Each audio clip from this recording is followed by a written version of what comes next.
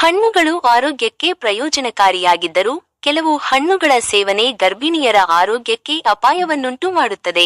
ಅಲ್ಲದೆ ಈ ಹಣ್ಣುಗಳು ಗರ್ಭಪಾತಕ್ಕೆ ಸಹ ಕಾರಣವಾಗಬಹುದು. ಹಾಗಾಗಿ ಇವುಗಳನ್ನು ಸೇವಿಸುವುದಕ್ಕೂ ಮುನ್ನ ವೈದ್ಯರ ಸಲಹೆ ಪಡೆಯುವುದು ತುಂಬಾ ಮುಖ್ಯ.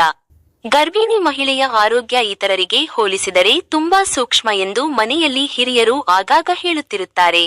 ಗರ್ಭಾವಸ್ಥೆಯ ಸಂದರ್ಭದಲ್ಲಿ ಮಹಿಳೆಯರು ಎಷ್ಟೇ ಜಾಗರೂಕರಾಗಿದ್ದರೂ ಕಡಿಮೆಯೇ, ಏಕೆಂದರೆ ಗರ್ಭಾವಸ್ಥೆಯಲ್ಲಿರುವ ತಾಯಿ ತನ್ನ ಹಾಗೂ ತನ್ನ ಮಗುವಿನ ಆರೋಗ್ಯದ ಬಗ್ಗೆ ಹೆಚ್ಚು ಕಾಳಜಿ ವಹಿಸಬೇಕು. ಅಲ್ಲದೆ ತಾವು ಸೇವಿಸುವ ಆಹಾರದ ಬಗ್ಗೆಯೂ ಎಚ್ಚರಿಕೆಯಿಂದಿರಬೇಕು.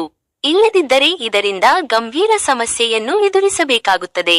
ಹೌದು, ಎನ್ನಿವಿ ವರದಿ ಪ್ರಕಾರ ಗರ್ಭಾವಸ್ಥೆಯಲ್ಲಿ ತಾಯಿ ಮತ್ತು ಮಗು ಇಬ್ಬರೂ ಆರೋಗ್ಯಕರ ಆಹಾರ ಸೇವಿಸುವುದು ಬಹಳ ಮುಖ್ಯ.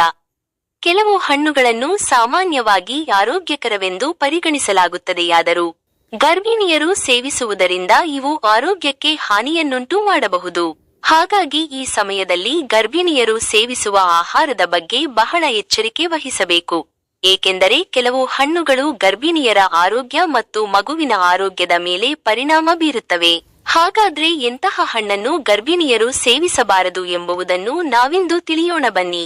ಗರ್ಭಿಣಿಯಾಗಿದ್ದಾಗ ಅನಾನಸ್ ತಿನ್ನುವುದು ಆರೋಗ್ಯಕ್ಕೆ ಒಳ್ಳೆಯದಲ್ಲ. ಅಲ್ಲದೆ ಇವುಗಳ ಸೇವನೆ ದೊಡ್ಡ ತಪ್ಪಾಗಿದೆ. ಅನಾನಸ್ನಲ್ಲಿರುವ ಬೊಮೆಲೈನ್ ಎಂಬ ಅಂಶವು ಗರ್ಭಪಾತಕ್ಕೆ ಕಾರಣವಾಗಬಹುದು. ಅನಾನಸ್ ತಿನ್ನುವುದನ್ನು ತಪ್ಪಿಸುವುದು ಉತ್ತಮ. ಏಕೆಂದರೆ ಇದು ಗರ್ಭಿಣಿ ಮಹಿಳೆಗೆ ಆರೋಗ್ಯ ಸಮಸ್ಯೆಗಳನ್ನು ಉಂಟು ಮಾಡುವುದಲ್ಲದೆ ಮಗುವಿಗೂ ಹಾನಿಕಾರಕವಾಗಿದೆ. ಗರ್ಭಾವಸ್ಥೆಯಲ್ಲಿ ಹೆಚ್ಚು ದ್ರಾಕ್ಷಿ ತಿನ್ನುವುದು ಗರ್ಭಿಣಿ ಮಹಿಳೆ ಮತ್ತು ಮಗುವಿನ ಆರೋಗ್ಯಕ್ಕೂ ಹಾನಿಕಾರಕವಾಗಿದೆ. ದ್ರಾಕ್ಷಿಯಲ್ಲಿ ರೆಸ್ಟರಾಟ್ರೋಲ್ ಎಂಬ ಅಂಶವಿದೆ. ಇದು ಗರ್ಭಿಣಿಯರ ಆರೋಗ್ಯದ ಮೇಲೆ ನಕಾರಾತ್ಮಕ ಪರಿಣಾಮ ಬೀರುತ್ತದೆ.